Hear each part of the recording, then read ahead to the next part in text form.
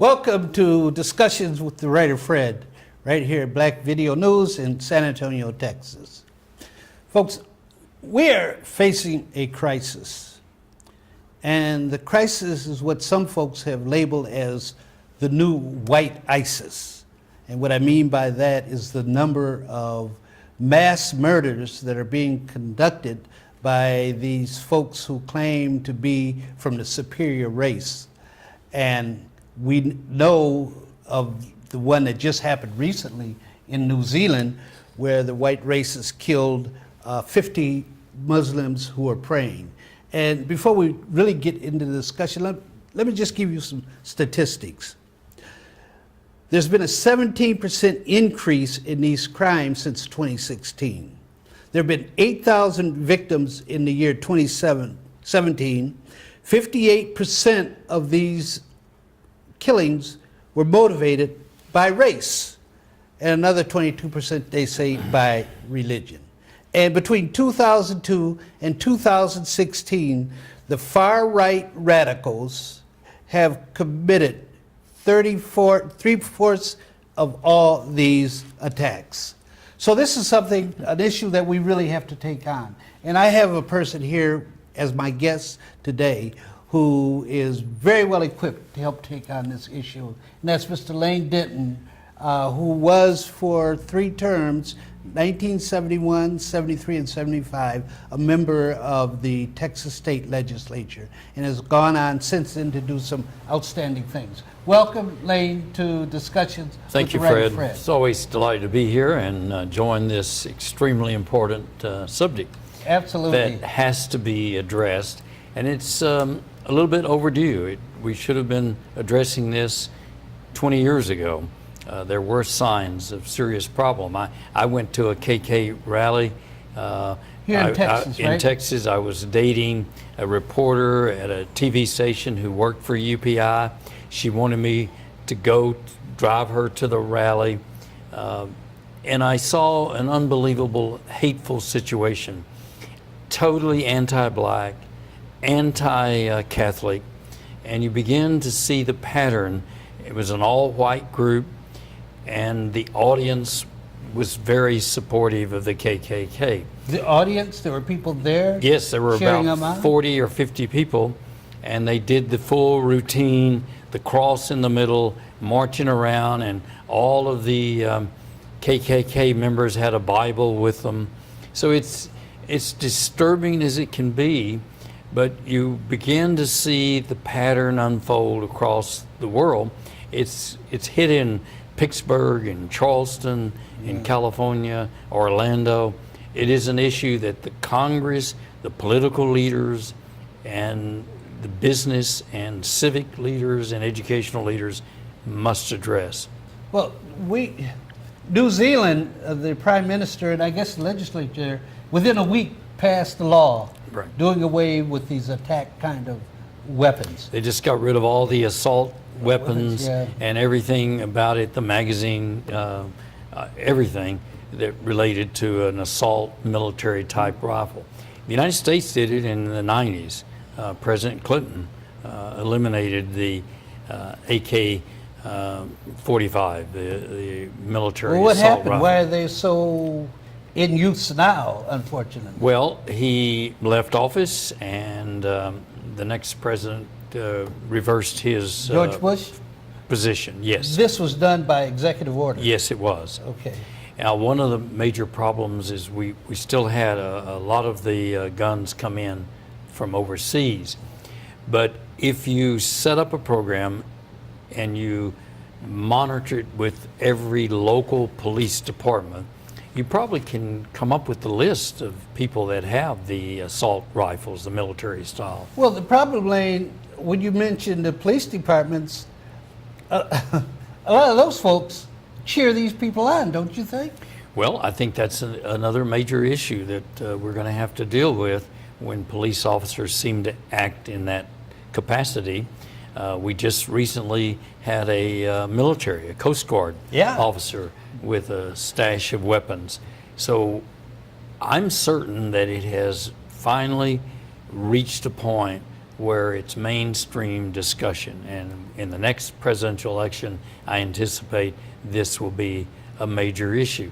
And how has all this come about? And the whole race issue, the religion issue, and how their major political leaders are saying all kinds of incorrect and horrible things about Muslims. And again, this All is the an way education. up to the man in the White House. Well, absolutely. It sets the tone of this country. And a professor of history at the University of Chicago just wrote an outstanding book, and the title is Bring the War Home. And she has some very disturbing facts about how this is becoming a major battleground at home in the United States. And that's why it'll have to be discussed in the presidential campaign. The whole issue of keeping particularly minorities, whether they're black, brown, Chinese, or Asian, or whatever, down, and slavery is what this thing's all about. There's a crowd of white people that are so misinformed and so hatred that they want to dominate the world and move it from the United States all over the world. The whole idea of Following- white racism, sure. the superiority of the white race. Let me ask you, does that differ? And I know a lot of folks in this country don't want to look at it this way, but does that differ a lot from what Hitler was saying? Well, a great deal. I mean, comparison is true. 1,600 top Nazi officials came to the United States. They were given special permission to come to the United States. That's before the war. Right after the war. Right after when the the war. war ended, yes. Wait, And it say was that again, please. 1,600 top government officials came to the United States, Nazi officials, and they were cleared through the system and brought to the United States. The worst group, and now we're, who knows, their children, their grandchildren, their great-grandchildren, the CIA took a little over 200, got them out of Berlin to Bavaria, and brought them to the United States as CIA-type operatives and got special clearance. The main reason given at the time is that they had all the secrets on the Soviet Union, and the United States felt like our future enemy was going to be the Soviet Union. But they were part of the Nazi organization. Yes, they definitely were, and it's been pretty much swept under the rug. And those people believe in white supremacy and the power of white people. You're exactly right with Adolf Hitler. Now, the issue that we're going to have to talk about is there were people in the 30s didn't do anything about Hitler. And look at the damage that he created because people ignored it. Yeah. What can you, for the life of me, all my years on this earth, which is a whole lot now, I never will understand why a race of people feel they're superior to someone else. Because of skin color or hair? I mean, what the heck's that all about? I mean, where did that kind of nonsense start? Oh, probably started when the Romans were using black people as slaves, and the Greeks, and even slavery has been around for a long time. But not the kind of slavery we had here. Oh, this is undoubtedly the worst of the worst. It makes you wonder, and that's going to be a subject, I'm sure, of a future program on what do you do to begin to equal the playing field and give blacks. But in fact, this week, there are 2 high schools in New York City, prestigious high schools, the top, about a little over 600 students. Less than 25 blacks were selected. And the mayor, who seems to be a very nice guy, but you Pretty can't liberal guy. liberal, but you can't allow that to happen. And all of our other political leaders should have said no. If we're going to head this direction, because that's another 20, 30 years, because you go to those high schools to be engineers and scientists and so forth. So that's another major issue. And in fact, I often think, you're talking about the slavery in the United States, who financed the plantations? Big business. And the banks in Wall Street.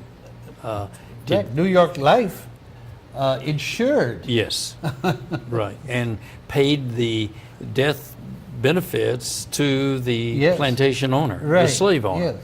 I often wonder, you should be able to go back and get all those records, and they actually went to the wrong family. They should.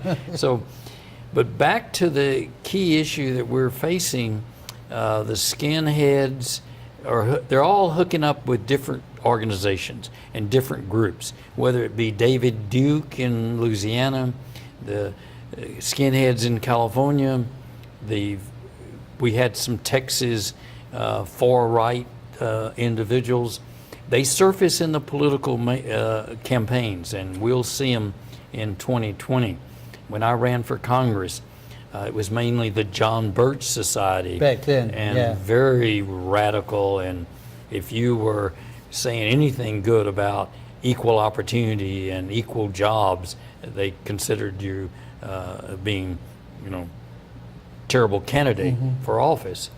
This is started probably in the 80s when a candidate for president opened his campaign in Philadelphia, Mississippi. Ronald Reagan. And doesn't that tell the story? It tells the full message. But one of the things we're going to have to do is get our leaders to really step forward.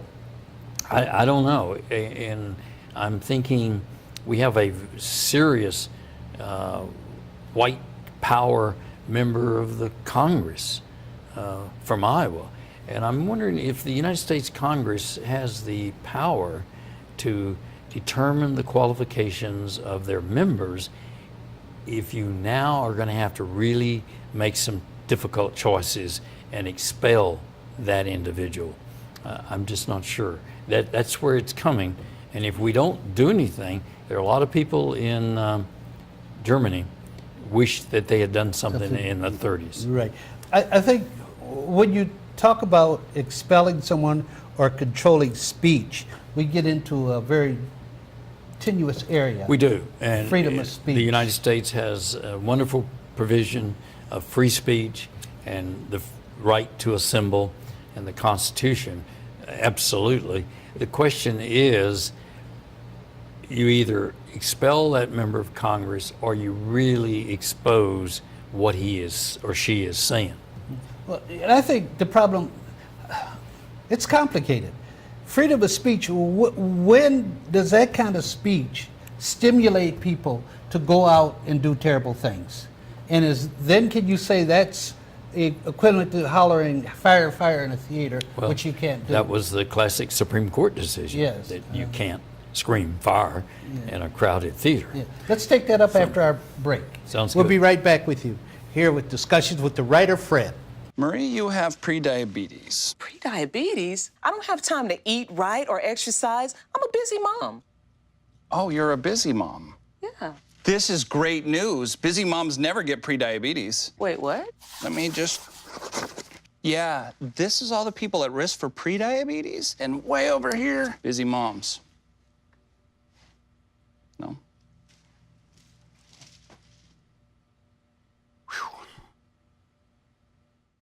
40% of food in America is never eaten.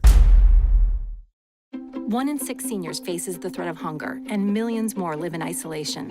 America, let's do lunch. Drop off a hot meal and say a quick hello. Volunteer for Meals on Wheels by donating your lunch break at americaletsdolunch.org. Do you want to retire like a champ? Just like legendary basketball star Uncle Drew? Don't do him like that, Uncle Drew! You're already acing the game. You've got your dream ride. Don't be slamming my door. Sorry about that. You just did the same. Gotta get the boys. Your dream vacation and your dream team. And now you can make your retirement just as legendary. I get buckets. Get the tips you need to get on track at aceyourretirement.org.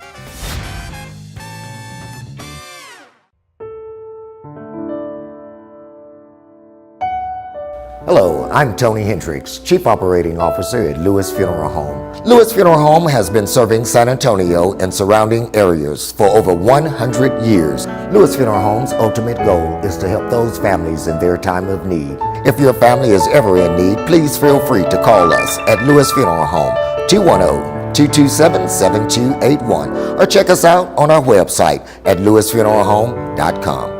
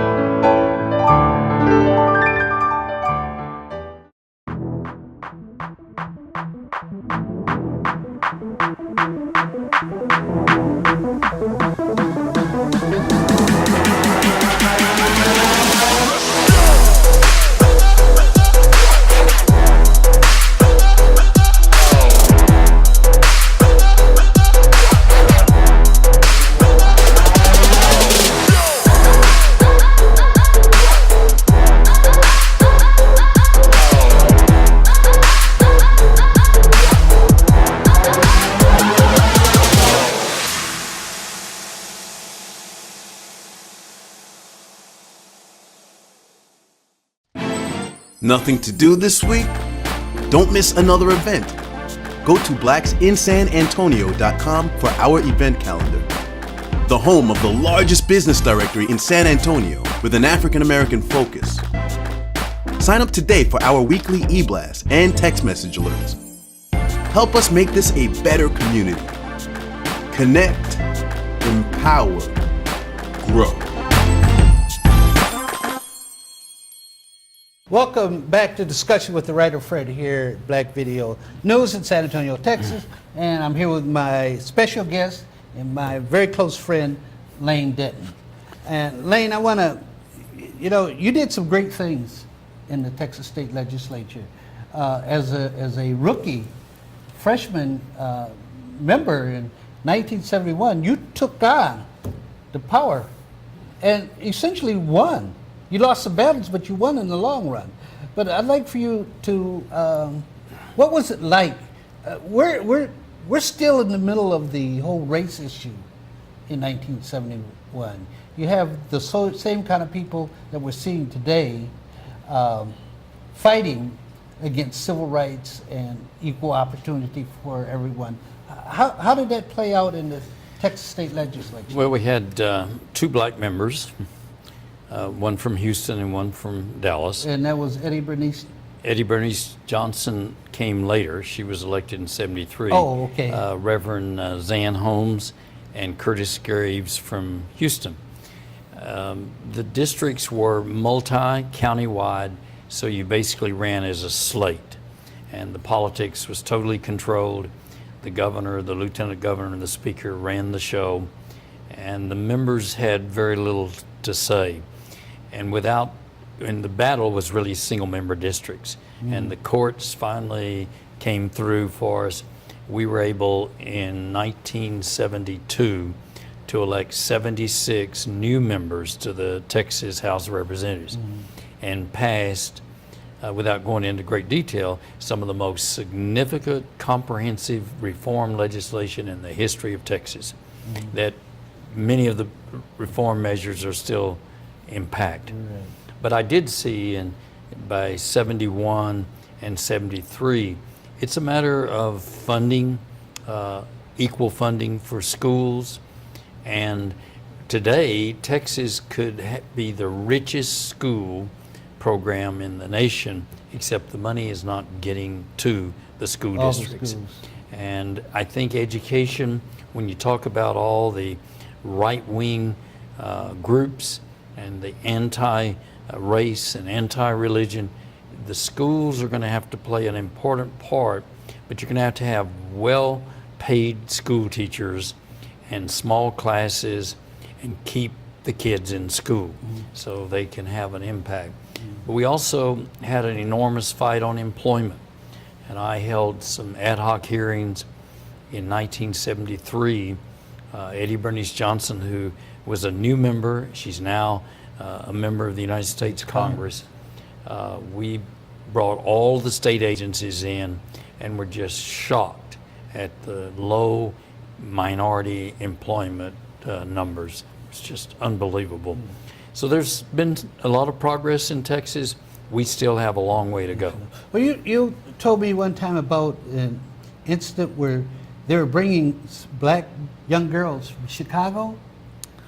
Well, that was a child care facility west of Austin, and the government in Illinois paid to place their delinquent children. This particular school was for girls, and I got a tip when I chaired the public welfare subcommittee, and I went out and discovered, I think it was around 60 or 70 girls that were placed there in just subhuman conditions, and it made national news. In cages, right? Some of them were living in cages. They were making some special clothespin was their job, and they were subjected to a drug experiment program for birth control. Really? And Ken Wooten wrote a book, and because he went around all over, he covered Texas pretty extensively, but his book, Weeping in the Playtime of Others, was nominated as a Pulitzer Prize prize, so it was really... Did you break that up? Oh yes, the school closed, and the Attorney General was very supportive. John Hill, who later would run for governor in '78, and lost, unfortunately. What do you think? Where are we going with this whole issue? This has been going on for long. This thing has been going on for centuries. And just think of all the black people who were lynched, brutally lynched and killed. And when does this end? And does white America think that black people are forever going to take this kind of crap that happened in the church in South Carolina and still going on? And I mean, where are we going with all this? Well, I was very depressed over when we had 20 first graders to get killed. That, yes. And we did nothing. That depressed me, because that was an opportunity to do something. And now I've been recently saying, well, I guess it's going to take 300 people to get killed, and then Congress will go in emergency session and do something. But back to the strategy, I think our political leaders are going to have to get legislation passed, deal at the local level, and attempt to at least remove the guns. But you still have a lot of mental health issues. A lot of the people that are committing these crimes, Fred, are isolated individuals. They are totally warped in their mentality, and so there's going to have to be outreach there, and hopefully, although I don't know that we can pinpoint or spot these individuals, but maybe removing the weapons is the way to go. Well, how do you, aside from the mental issue, how do we confront this age-old problem of white people thinking that they can kill black people in mass? And now it's not just it's Muslims. What's the? I guess I don't think you might know the answer. What's the mentality of these white folks that think they can do this? Well, let's see. In the United States, it was Jewish, blacks, gays in Orlando. So there is a segment of the population, and nobody really knows, because we're not really doing, the FBI is probably not doing a good enough job of finding out what these folks are up to. And I think it's important that you find out. I mean, it's, as you said in the very beginning, in ISIS, you've got to try to stomp it out because it's going to get worse. And let's say there's one next week. What are we going to do? Maybe it's only 20 people killed. And then what is it going to take? Are we getting worse? You'd like to think with the election of Barack Obama and some of the doors that have opened for African Americans, you'd think that it's getting better, but then you turn around and see these killings, and you start to wonder: is it getting worse, or is there hope? Well, it certainly seems to be getting worse. I think there's a lot of economic factors, and poor people just can't stay poor forever, and we have beat up on poor people. They get very little assistance, and what the issue is a discussion about what kind of guaranteed minimum wage for everybody, daycare. I mean, if you just stop and think about a mother with 3 children not getting child support, how does she make it on minimum wage? Impossible. How does she survive? She can't. Barely, and it's a struggle. And our school lunch program covers some students, but it doesn't cover all of them. And we're going to have to deal with that. That's why I'm convinced, and I've always been convinced, that politics is the answer. Getting good people to run for office. But Lane, they elected Trump. Well, he got elected because a lot of the job situations in the Midwest, and people had lost their jobs. The corporations had moved them to China or Mexico. The very super wealthy that is running the economic engine were the ones that made those decisions. If they don't help straighten this out, they're going to be the ones to suffer in the long run. What do you think, God forbid, is this going to get much worse if he's reelected? Well, from a standpoint of chaos, the answer is true. As the professor of history wrote the book, Bring the War Home, we've declared a national emergency. The next national emergency may be that there was an election fraud in November of 2020. We've sent the military to the border. We're building a wall.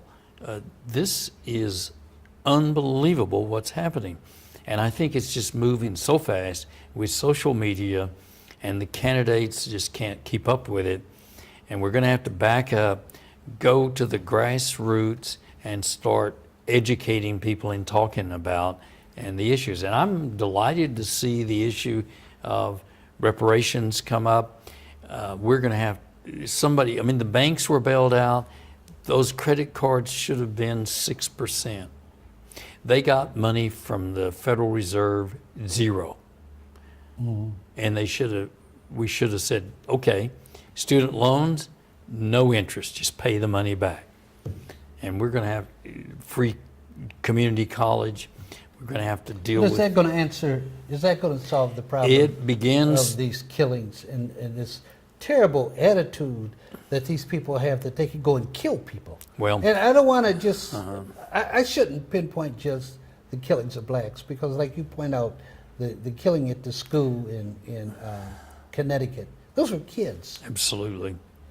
And I think if you remove the assault weapons, the military style weapon, and get them out of this country, and the penalty if you're caught with one is severe. But how are you going to do that when the NRA runs the Congress? Well, that should be and an the issue. president, I imagine, right now. Yes, but it may take 2, 4, 8 years. You're going to have to. It's a 10-year plan, I think, to really educate the voters, and a lot of the people that are in some of these groups really should be supporting good Democrats who primarily, there's a few good Republicans, not very many, but there's a few. But it's going to be political. It always has been from day one. And we're going to have to elect 2020. To answer your question, if President Trump is reelected, I think he may turn out to be very dangerous to this country. And that goes back to the 30s in Germany and what happened with Hitler. Yes. Do you think, final question before we close out today's show, you think we need to curb the access to social media?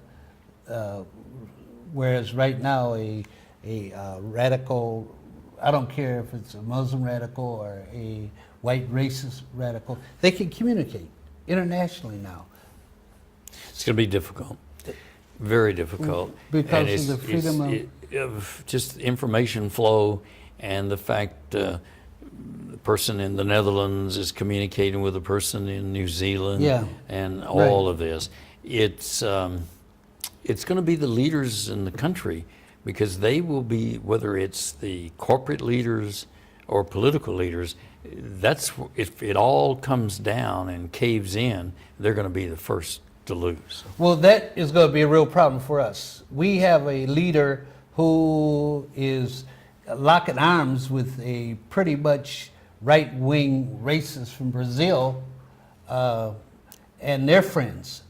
So unless we can get rid of these leaders, which goes back to 2020. Well, you have to have hope in the American people, and certainly in the black community, to vote and start pulling together. But we have a major task ahead of us. I think we have dropped the ball for the last 50 years, and we had an opportunity to really respond to the horrible circumstances of segregation and the difficulties that the black community suffered. And that needs to change tomorrow. And we will continue this discussion, because we're not going to let it die. Because and we're out of time, right? We're out of time. And it's so important. Absolutely. So important. And I hope all my viewers out there will engage in these kind of discussions so that we can try to make a difference. And like Mr. Denton pointed out, voting is so key. And so until next time, this is Discussions with the Writer Fred, telling our story our way.